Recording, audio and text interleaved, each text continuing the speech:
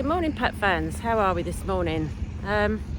Just thought I'd just jump on here and just do a quick little bit of video regarding separation anxiety. It's a subject that's quite of interest to me, so I thought I'd share a few little tips and ideas that you may wish to practice with on your dog. So separation anxiety in our dogs, I mean, we all know what the last sort of year or so has been like, and everyone's been at home, stuck indoors, more time on their hands, etc, etc. And your dog so far in its young life, if it is still a puppy, has probably had you 24/7, extra walks, extra play, extra fun.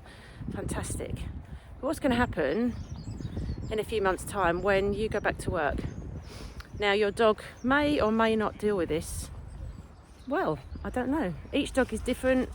Each breed is different. Patterdales aren't renowned for suffering with separation anxiety. It tends to be the sort of the collie type dogs, and it's apparently especially prevalent in male dogs as well.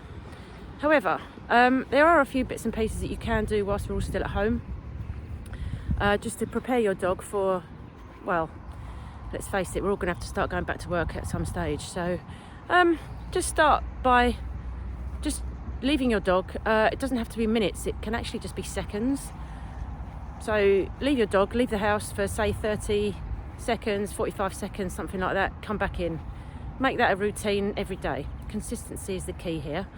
And then just gradually build it up. You can just build it up to say 5 minutes towards the end of the, practice that you're doing. So, as I say, it doesn't have to be much, doesn't have to take much out of your day. It can just be, say, a few minutes or even just a few seconds in the early days.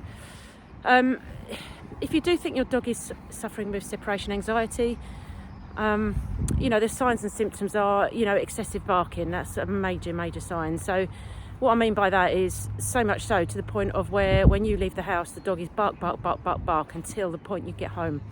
So much so, probably the neighbours have complained as well.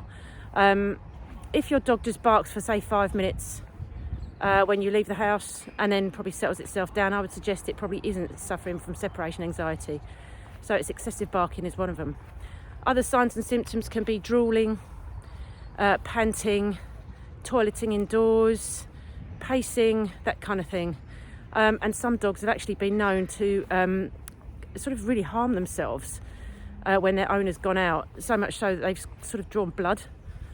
So that's how panicky they get. So if your dog is like that, I would suggest it probably is suffering from separation anxiety. So, one way you can actually check to see what they're doing when you leave the house, get a little camera, one of those Ring cameras, like the Ring doorbell. It's made by the same company, a Ring camera. They're about 15 quid, I think, something like that. Plug it in and have a look to see what your dog is actually doing when you're out. If it's displaying any of those signs, it's probably suffering with separation anxiety.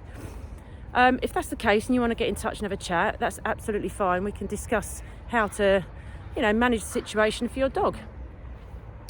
Hope you have a good day, and thanks for listening once again.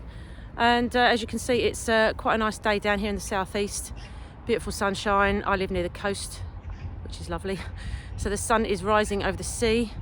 Might not even be able to see any of that, but it's a nice day. Thank goodness. No more snow, getting warmer, summer's around the corner.